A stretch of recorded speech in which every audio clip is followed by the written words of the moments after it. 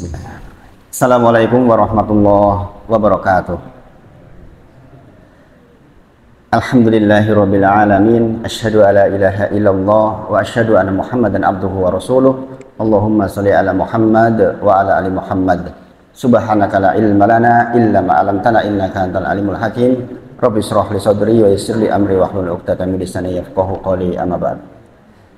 Bapak Ibu, sepindah mari kita bersyukur ya. Kita diberi taufik oleh Allah untuk bisa istiqomah. Tadi disebutkan 2 kali oleh Pak Andri ya, tentang istiqomah. Insya Allah pembahasan malam hari ini terkait dengan itu, insya Allah. Sebagaimana disampaikan, ini adalah salah satu bulan istimewa ya, yang kita berharap Allah memberkahi kita di dalamnya. Allahumma barik lana fi Rajab wa Sya'ban wa balikna Ramadan. Jangan lupa ya, minggu lalu sudah saya ingatkan, semoga doa-doa itu terus dipanjatkan. Kemudian doa Allahumma ahillahu alaina bil yumni wal iman wassalamati wal islam rabbi wa rabbukallah. Mudah-mudahan sudah diamalkan. Bapak Ibu, insya Allah malam hari ini kita pengayaan ya, untuk materi sholatnya kita skip dulu ya. Masih melanjutkan pengayaan kita karena ini bulan Rajab ya.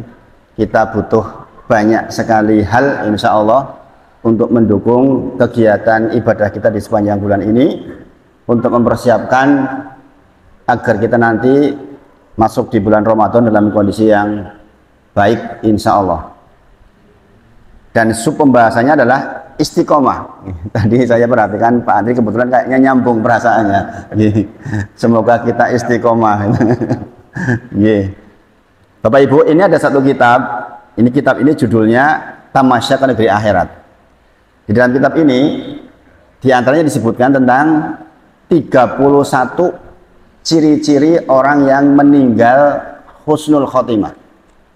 Ada 31 yang disebutkan di sini, beserta dengan ayat dan dalilnya dan hadisnya masing-masing.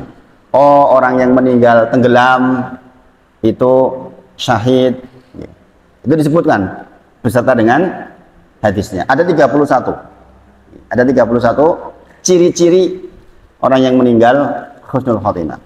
Di antaranya berkeringat khususnya di dahi, juga disebutkan dalam satu hadis.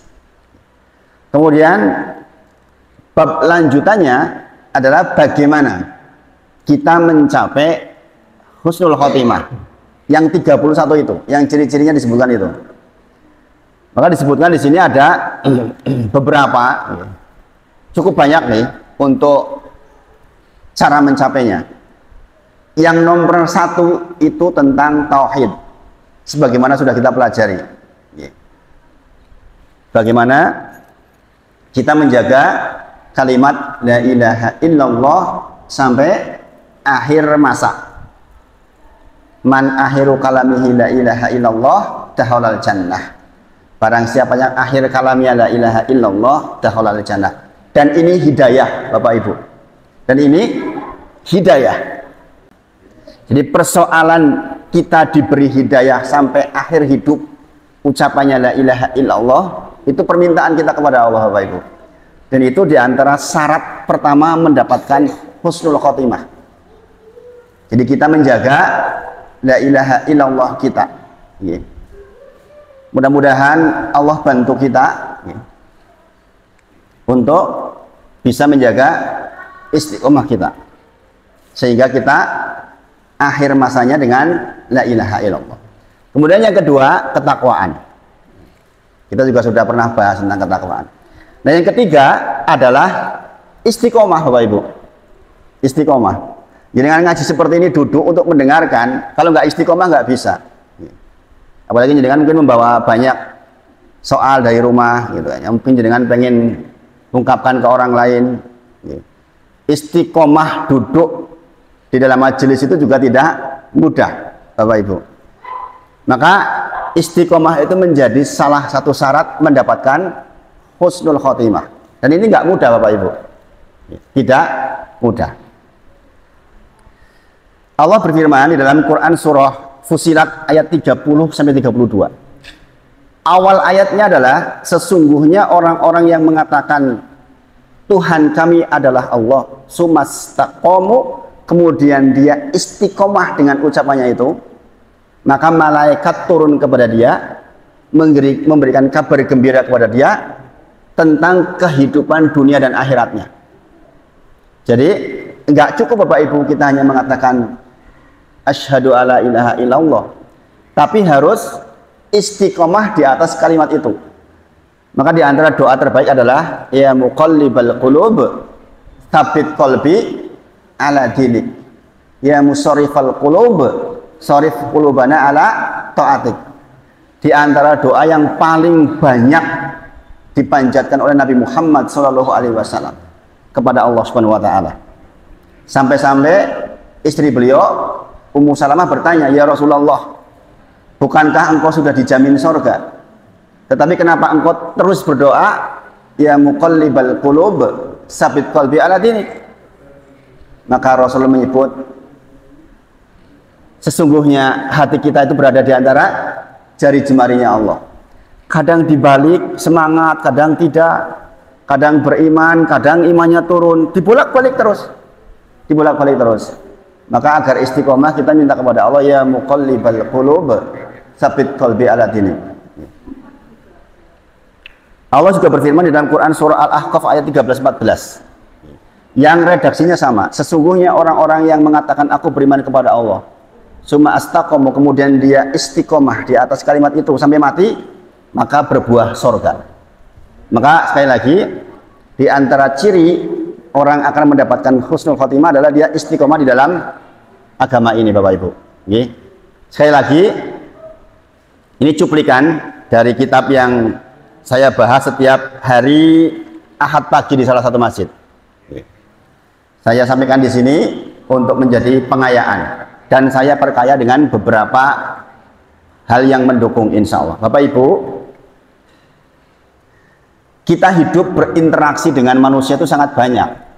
Gini apa nggih? Ngobrol, bercerita, kemudian rapat, RT, RW. Kita selalu berurusan dengan manusia. Kehidupan kita ini 24 jam sangat banyak berinteraksi dengan manusia. Di pos ronda, di rumah, di sini, ya. Kita berinteraksi dengan manusia. Maka para ulama menyebut untuk supaya kita istiqomah dan berbahagia di dalam kehidupan ini, maka sesungguhnya harus ada waktu kita kholwat dengan Allah Subhanahu wa taala, berdua-duaan dengan Allah. Ada masanya kita tuh diem, kita enggak bercerita dengan orang lain, enggak ngobrol dengan orang lain, karena ada waktu yang seharusnya kita tuh merenung. Kita kholwat namanya, berdua-dua dengan Allah Subhanahu wa taala. Dan ini disebut oleh para ulama, dzikrun nasi daun. Barang siapa yang banyak bercerita, berinteraksi dengan manusia, terlalu banyak interaksinya, daun kata para ulama, maka itu akan menimbulkan penyakit. Menimbulkan penyakit. Kalau yang jenengan urusi manusia saja, jenengan ke sana ngobrol, ke sini ngobrol, ke pos ronda ngobrol terus seperti itu, rapat RT, rapat ini, rapat terus banyak, terlalu banyak. Sementara jenengan kholwatnya dengan Allah sedikit, itu daun, akan menimbulkan penyakit para ulama, kata para ulama. Jenengan akan punya penyakit secara fisik bahkan, karena beratnya menanggung urusan manusia. Bukankah kita tahu ya, bahwa kadang-kadang penyakit fisik juga dari mental kita. Kadang-kadang ada orang yang sakit, datang ke dokter nggak tahu sakitnya apa, sama dokter iki karena pikiran, sehingga timbul mah dan lain sebagainya. Maka para ulama menyebut zikrun nasi daun, memang mengurusi urusan manusia itu menimbulkan penyakit. Dan disebutkan wa zikrullah dawaun, dan mengingat Allah itu penyembuhnya. Jadi kalau kita ingin sehat, kata para ulama, maka banyak-banyaklah kholwat dengan Allah, berinteraksi dengan Allah Subhanahu wa taala. Terlebih seperti kita ini yang sudah tua nih, sudah 70 tahun, ada yang 70 tahun. Sudah 70 tahun. Beliau udah 70 nggih. Rata-rata di sini berapa toh? 65 lebih. Lagi ini udah memang sudah waktunya untuk kholwat dengan Allah Bapak Ibu. Nggih. Karena sekali lagi zikrullah, mengingat Allah itu dawaun. Itu menjadi obat atas semua penyakit. Dan ini didukung oleh banyak sekali dalil ya, terkait dengan ini. Di antaranya adalah Quran surah Al-Baqarah ayat 153. Fadkuruni abkurukum washkuruli wala takfurun. Karena itu ingatlah kalian kepadaku, ya, maka aku akan ingat kalian. Bayangkan Bapak Ibu, kalau yang mengingat kita tuh zat yang menciptakan kita, kita akan tentrem. Ya. Makanya fadkuruni abkurukum washkuruli wala takfurun. Jadi jenengan tuh boleh berinteraksi dengan manusia, tapi ada jumlahnya, agak-agak dibatasi, apalagi kalau sudah tua. Moro sepuh saya itu sudah 80 sekian tahun, itu interaksinya dengan manusia dikurangi memang. Banyak pikir, banyak membaca Quran. Bahkan beliau sering tanya kalau hari Jumat tuh ngomong gini, kok orang teko-teko ya? Kok nggak datang-datang ya? Malakul mautnya maksudnya. Wis pengen nopo Mbah? Empun, koncoku wis mati kabeh gitu. Koncoku wis ora ono, konco SD wis ora ono blas. Subhanallah. Jadi pikir, makanya kita berkholwat dengan Allah Subhanahu wa taala. Kemudian Quran surah Al-Ankabut 45. Ini tentang salat sebenarnya. Utslu ma uhiya ilaika minal kitabi wa aqimis shalah. Inna sholata tanha 'anil fahsya'i wal munkar wala dzikrullahi akbar. Dikatakan wala dzikrullahi akbar. Sesungguhnya urusan ibadah mengingat Allah itu urusan yang besar, Bapak Ibu. Urusan yang besar. Kalau jenengan sudah sepuh, kok jumlah mengingat Allahnya sedikit, itu berarti jenengan teksing ngurusi urusan-urusan kecil. Urusan besar bagi kita adalah mengingat Allah dalam jumlah yang banyak. Wallahu, sesungguhnya Allah itu mengetahui matasnaun, apa-apa yang kita kerjakan. Kemudian di dalam Quran surah Ar-Rad ayat ke-28, alladzi, dan orang-orang amanu, yang beriman kepada Allah, wa tatma'inu qulubuhum, dan hatinya menjadi tentram bi dzikrillah, dengan mengingat Allah. Ala bidzikrillahi tatma'inul qulub. Ini Allah yang berfirman, hanya dengan mengingat Allah hati menjadi tentram. Menuju husnul khotimah Bapak Ibu, itu harus punya hati yang tentram. Makanya kalau jenengan terlalu banyak berinteraksi dengan manusia, itu nanti nggak tentram. Jadi kalau sudah sepuh itu memang sudah saatnya kita, apa dalam bahasa wayang Pak? Apa dah medun itu pripun? Dah qanaah, sudah turun lah, kita udah nggak terlalu banyak dengan urusan manusia. Apalagi zaman sekarang lagi musim pilpres seperti ini, banyak pembicaraan ini itu, jenengan sudah sepertinya sudah nggak terlalu perlu lah. Ikut-ikutan, apalagi ngikuti debat ini itu saya kira nggak perlu. Gini Bang, sekarang kan banyak banget nih potongan-potongan video yang ini. Kalau jenengan ikuti habis waktunya dengan. Saya nggak mau, saya termasuknya nggak mau mengikuti. Saya cukup melihat profil cuma sing rajin sholat sopompun. Nih, saya dari dulu cuma gitu aja. Nggak ngikuti debat orang-orang. Sing rajin sholat di antara mereka siapa sudah selesai. Kenapa? Kalau Allah saja, kalau sholatnya jelek, loh Allah saja diingkari, yang menciptakan dia saja diingkari, apalagi cuma ke manusia. Makanya saya kalau ditanya Bapak Ibu, Ustadz itu milih siapa? Saya pilih yang sholatnya paling bagus, udah. Saya nggak ikuti debat ini itu nggak ikut saya. Kenapa? Untuk apa? Yang namanya kadang-kadang orang kalau sudah fanatik itu elek diwak-wolak-balik jadi apik. Gini lagi. Nah, kita meneliti sendiri. Karena Pak, yang akan diukur di sisi Allah nanti sholat dulu. Makanya kalau kita melihat orang ya dari sholatnya dulu. Kalau sholatnya komitmen, insya Allah mudah-mudahan Allah rahmati. Kemudian juga ya, kita harus selalu mengingat Bapak Ibu bahwa waktu kita itu sempit, ya, waktu kita sempit. Maka hitung-hitunglah sisa waktu untuk kita berkholwat dengan Allah lebih banyak. Sekali lagi, ya, kita tidak tahu kapan mau diambil. Maka mempersiapkan dengan waktu berdua-duaan dengan Allah yang banyak itu penting Bapak Ibu, penting. Agak-agak mulai dikurangi, jenengan yang sekarang mungkin masih punya aktivitas yang terkait dengan duniawi, agak-agak dikurangi. Kemudian istiqomah Bapak Ibu, itu memang sesuatu yang hampir tidak mungkin kita capai. Kita bisanya hanya berusaha istiqomah.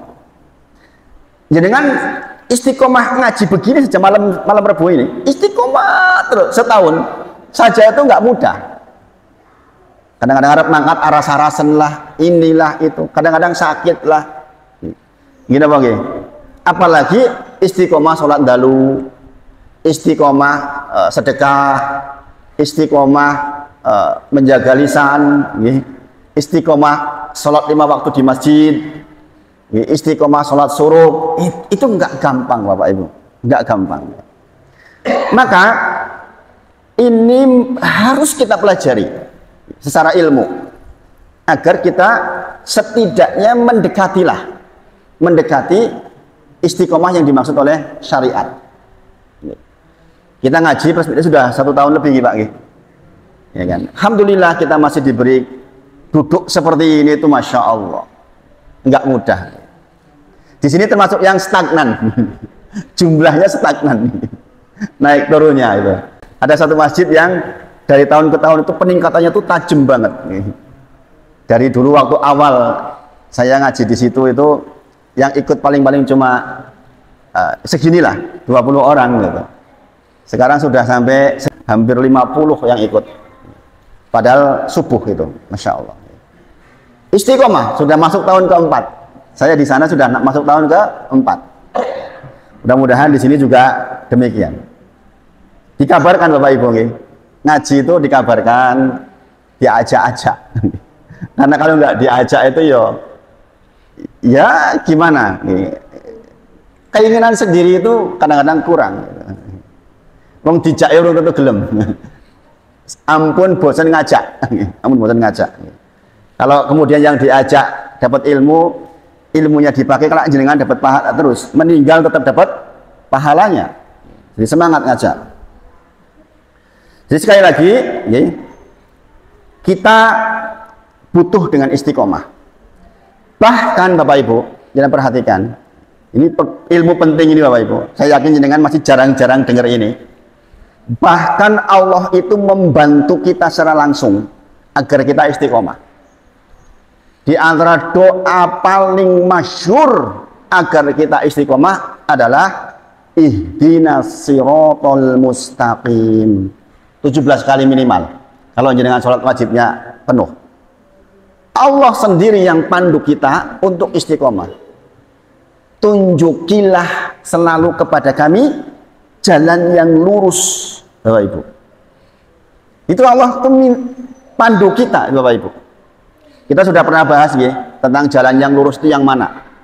Yaitu siratal ladzina an'amta alaihim, yaitu jalannya orang-orang yang kepada mereka diberi nikmat. Pak Sairi tersikalingan buatan arti ihdinas siratal mustaqim Pak Sairi.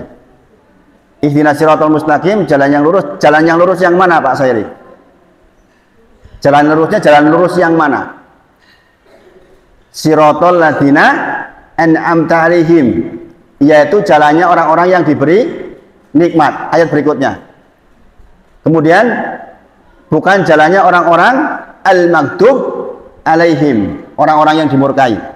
Dan bukan jalannya ad-dolin, orang-orang yang dolin. Di Al-Fatihah. Siapa orang yang diberi nikmat? Tersikalingan buatan. Surat An-Nisa ayat ke-69. Yaitu orang-orang yang wa may yuti'illah wa rasulah faulaika ma'aladina an'amallahu alaihim. Adapun orang-orang yang taat kepada Allah dan Rasulnya, maka dia itulah orang-orang yang akan bersama dengan orang-orang yang diberi nikmat. Siapa dia? Minan nabiyyin wasiddiqin wasuhada wasolin. 4 Pak Sairi. 4 golongan orang yang kita ingin bersama dengan dia.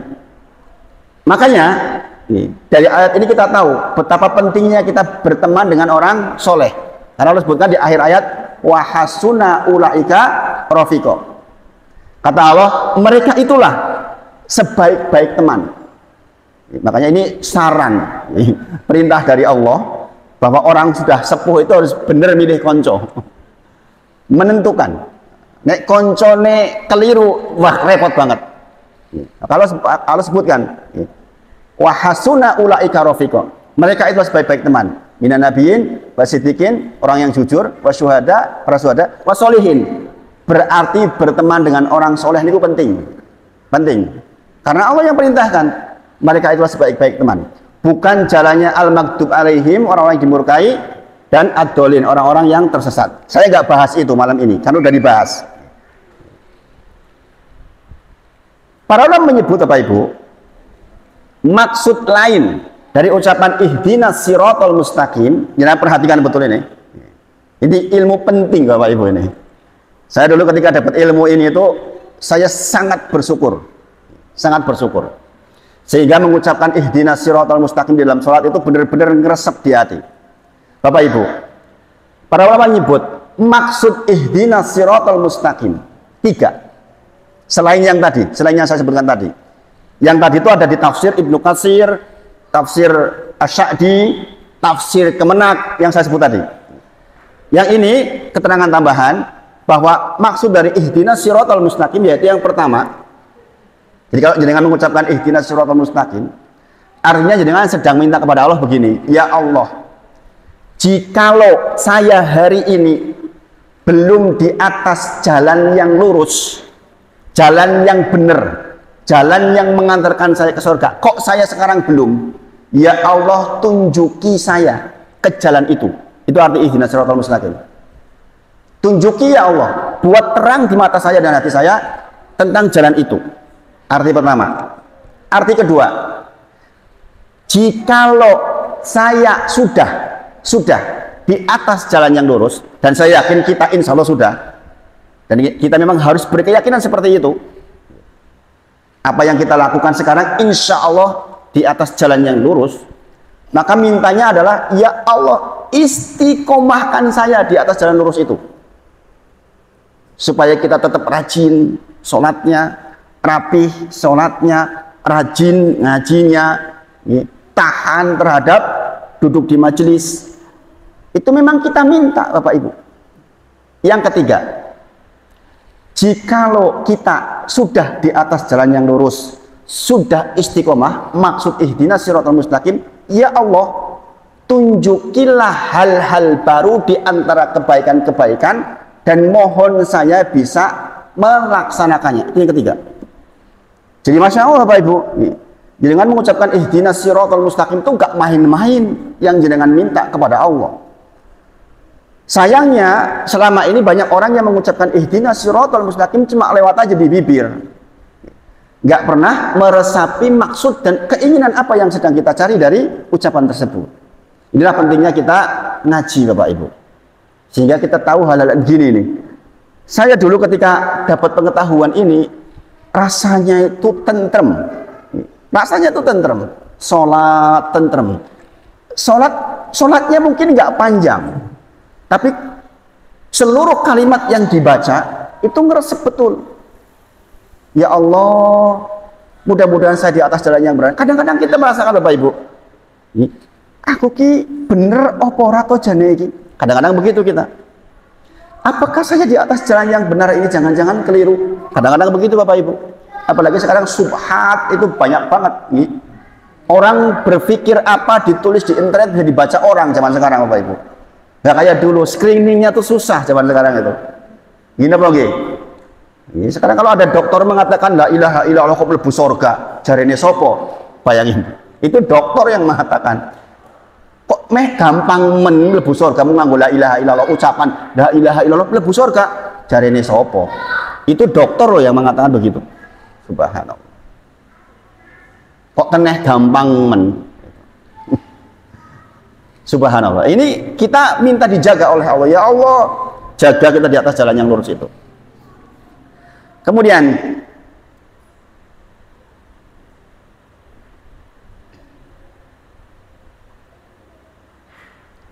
Di dalam Quran surah An-Nisa ayat 136 ya.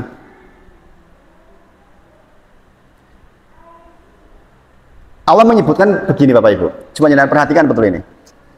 Quran surah An-Nisa 136. Nanti jangan buka di rumah. Ya ayyuhalladzina amanu, wahai orang-orang yang beriman. Siapa yang dipanggil? Orang-orang yang beriman. Berarti orang-orang yang sudah mengakui Allah sebagai Rabb-Nya. Seperti kita ini. Tapi kemudian Allah menyebutkan aminu billahi wa rusulihi wal kitab. Bayangin. Dipanggilnya wahai orang-orang yang beriman. Kok perintahnya aminu billahi? Bukannya sudah beriman? Kok berimanlah kepada Allah, beriman kepada Rasul, beriman kepada kitab? Bukankah tadi yang dipanggil orang-orang beriman? Baik, jangan perhatikan ini coba. Ya ayyuhalladzina amanu, wahai orang-orang yang beriman. Berartilah pun beriman katus kita ini. Kok perintahnya ini? Berimanlah. Coba, aminu billahi, berimanlah kepada Allah. Maksudnya Bapak Ibu, para ulama menyebut najan jenengan pun beriman, jenengan itu disuruh istiqomah di dalam keimanan. Maksudnya karena bisa jadi jenengan sudah beriman, ini kadang-kadang males. Wis ngerti, sholat ngiki apik mengerti, semua orang tahu, ya kan? Duduk di majelis semua orang tahu itu baik. Tetapi untuk bisa melakukan itu butuh iman tambahan, butuh istiqomah Bapak Ibu. Makanya dikatakan di sini ya ayyuhalladzina amanu, maka aminu billahi wa rusulihi, mumpun beriman kenjogo imannya. An-Nisa 136. Ini Masya Allah Bapak Ibu. Ini kalau kita mempelajari ayat demi ayat detil itu Masya Allah. Kita jadi tahu betapa kita berkebutuhan dengan istiqomah. Sampai disebutkan Bapak Ibu, bahwa di dalam Quran surah Al-An'am 153, saya beberapa kali bacakan di pengimaman.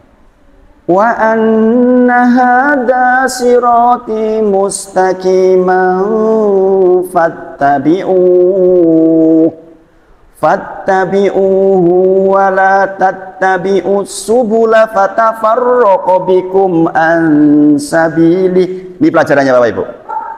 Pelajaran dari ayat itu. Dan bahwa yang kami perintahkan ini adalah jalan yang lurus, maka ikutilah dia, ikutilah Rasulullah, dan jangan ikuti jalan-jalan setan. Bapak Ibu, kita perhatikan kenapa kita butuh istiqomah. Disebut dalam ayat kata-kata siroti, itu artinya jalan Bapak Ibu. Sirotol mustaqim, jalan ning siji. Dalam bahasa ini mufrad, singular, tunggal. Jadi namanya jalan menuju kepada Allah itu tunggal. Yomong kuitok, yomong kuitok. Tapi kalau jalan untuk elek dikatakan di sini subul, itu jalan-jalan. Maksudnya begini Bapak Ibu. Yang namanya jalan menuju ke Allah itu bisa bosen. Sholat, ya kui-kui wae. Ngaji, ya kui-kui wae. Nggak banyak variasinya. Tetapi jalan untuk menuju keburukan itu subul, jalannya banyak. Makanya kita butuh istiqomah. Dihiasi dengan berbagai macam. Ini namanya jalan keburukan. Maka Rasulullah itu menyebutkan, menggambar sebuah garis. Kemudian ada garis di kanan kirinya. Ini garis di kanan kirinya. Dikatakan oleh Rasulullah, hada, ini adalah jalannya Allah. Yang kanan kiri ini adalah jalan-jalan yang mengganggu, yang ditutup oleh tire-tire, yang kalau kita buka tirenya, maka kita akan masuk ke dalamnya. Karena di setiap pintu itu, garis-garis kanan kiri itu sebagai pintu-pintu, itu ada setan yang menjaga, yang ngawe-ngawe jenengan. Jadi jangan mau ngaji lurus, itu digoda supaya enggak, ya salat wengi digoda supaya enggak. Memang demikian. Maka kita butuh banget minta istiqomah. Karena kenyataannya jalan untuk kebaikan itu kadang-kadang membosankan. Bapak Ibu, kadang membosankan. Sementara jalan untuk keburukan itu wokeh banget, warna-warni nih, nyenengke, Bapak Ibu. Jangan bisa duduk seperti ini, Masya Allah. Rasulullah menyebutkan, khotolana Rasulullah Shallallahu Alaihi Wasallam, khoton. Rasulullah menggambar kepada kami satu garis. Sumakola hadasabilullah. Inilah jalannya Allah. Kemudian Rasulullah menggambar ansimalihi an yaminihi, di sebelah kanan kirinya jalan-jalan yang lain. Kemudian dikatakan kola, setiap jalan itu ditunggui oleh setan dan dia selalu ngawe-awe. Maka Rasulullah katakan, membacakan ayat tadi, wa anna hadza sirati mustaqiman fattabi'u. Kita itu disuruh istiqomah di jalan yang tengah itu, Bapak Ibu. Sementara godaan yang begitu banyak, kita harus tahan di situ. Ini namanya istiqomah. Subhanallah, Bapak Ibu. Rasulullah menggambarkan sebegitu indahnya.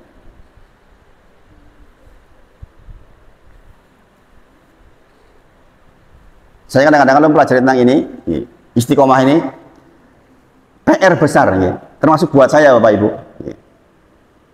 Untuk bisa istiqomah terus itu nggak gampang. Kata para ulama menyebutkan, di zaman sekarang ini, kalau orang sudah bisa istiqomah sholat 5 waktu di masjid, dengan buatan carry sholat 5 waktu di masjid. Kemudian yang kedua, sudah bisa menjaga pandangan. Karena sekarang gadget itu luar biasa, setan gepeng nih loh. Ini lah setan gepeng tuh nih. Jadi HP itu setan gepeng. Mengambil waktu kita banyak banget. Sing WA lah, sing Facebook lah, sing debat lah, banyak banget. Kita bisa jaga pandangan kita. Kemudian kita juga bisa menjaga lisan kita. Lisan zaman sekarang bisa diwakili dengan tangan, komentar, sebagainya. Kata para ulama, inilah wali zaman sekarang. Inilah wali zaman sekarang. Jadi kita tuh menjadi wali bukan karena bisa terbang, Bapak Ibu. Bukan jalan di atas air. Kalau kita bisa istiqomah, itulah wali. Dan ini adalah perkataan Ibnu Taimiyah. Dikatakan a'dhamul karomati, karomah terbesar adalah lazimul istiqomah, melazimi istiqomah. Nah, diantaranya yang disebut oleh beliau adalah sholat 5 waktu tetap di masjid, nggak carry. Kemudian saged menjaga pandangan, dijagi betul pandangan. Kemudian saged jagi lisan. Maka itulah yang namanya wali, orang yang super di zaman sekarang. Sering saya ngobrol sama Pak Andri, kalau di masjid sampai ada yang bertengkar itu ya gimana? Saya juga ngobrol sama banyak orang-orang gitu di aktivis-aktivis masjid gitu. Kalau bisa menghindari pergesekan antar jamaah, penting. Karena apa? Zaman saiki so gelem yang masjid alhamdulillah. Karena untuk zaman seperti sekarang itu, untuk istiqomah sekedar 5 kali sholat di masjid aja susahnya luar biasa nih. Karena berbagai macam kesibukan, Bapak Ibu. Jadi kalau ada yang sama-sama ke masjid itu, Masya Allah, harus jadikan teman yang luar biasa, teman sorga lah. Kita begini, saya berharap kita bertemu nanti di sorga, Bapak Ibu. Saya kadang-kadang kalau sampai rumah itu mengingat-ingat wajah jenengan gitu, teman-teman saya di sorga ini, insya Allah mudah-mudahan. Karena apa? Di zaman seperti sekarang memang berat. Untuk istiqomah memang berat. Sekali lagi, kata-kata jalan lurus itu tunggal, nggak menarik memang. Tapi untuk jalan-jalan keburukan itu jamak, jumlahnya banyak. Kita, Bapak Ibu, digoda oleh jalan yang buruk itu lewat banyak sekali pintu. Ada yang digoda dari wanita, ada digoda dari harta, ngumpulin harta sampai tua itu. Kegoda dengan harta. Subhanallah. Ada yang digoda dengan jabatan. Sekarang banyak terpampang di pinggir-pinggir jalan tuh itu. Orang sudah di atas 60 tahun masang gambar. Ya nggak apa-apa, tapi sudah 60 tahun lewat. Sudah harusnya persiapan untuk istiqomah menghadap kepada Allah Subhanahu wa taala, kholwat dengan Allah Subhanahu wa taala. Mencari kesibukan yang berat. Atau mungkin digoda oleh permainan. Permainan yang tidak habis-habisnya, menghabiskan waktu. Apa saja, Bapak Ibu. Kadang-kadang orang sepedaan berlebihan. Bisa sampai jauh gitu. Sholat mungkin 1/4 jam ngeper. Tapi sepedaan berjam-jam kuat. Ya tentu saja beda ya. Antara ibadah dengan olahraga beda. Tapi ya maksudnya kalau udah tua itu memang harus dibagi Bapak Ibu. Kholwatnya dengan Allah harus lebih banyak. Nah, jadi Bapak Ibu, kesimpulannya bahwa kita butuh istiqomah karena 4 keadaan. Yang pertama, karena kondisi zaman sekarang memang sangat berpotensi membuat kita tidak istiqomah, baik subhat maupun syahwat. Syahwat bisa jadi karena syahwat harta dan lain-lain. Yang kedua, karena Allah sendiri langsung pandu kita biar istiqomah dengan ihdinas siratal mustaqim. Yang ketiga, jalan kebenaran itu cuma satu, jalan keburukan banyak, maka godaannya banyak. Yang keempat, bahwa kita akan dinilai oleh Allah Bapak Ibu bukan awalnya, tapi akhirnya. Tapi akhirnya. Innamal a'malu bil khawatim. Orang itu akan diukur oleh Allah akhirnya. Jenengan pejahe pripun, itu yang paling penting. Mantan kiai karo mantan bandit, siapik mantan bandit. Karena Rasulullah sebutkan sing penting akhirnya. Nah, kita kan tidak tahu Bapak Ibu. Kita akan mati seperti apa? Maka istiqomah. Supaya kita mati dalam kondisi husnul khotimah. Nanti yang sampai malam hari ini, mudah-mudahan membantu kita melewati bulan Rajab dengan baik, dan kita semangat di dalam beribadah. Kita tutup dengan kafaratul majlis. Subhanakallahumma wa bihamdika asyhadu alla ilaha illa anta astaghfiruka wa atubu ilaik. Wa akhiru da'wana alhamdulillahirabbil alamin. Assalamualaikum warahmatullahi wabarakatuh.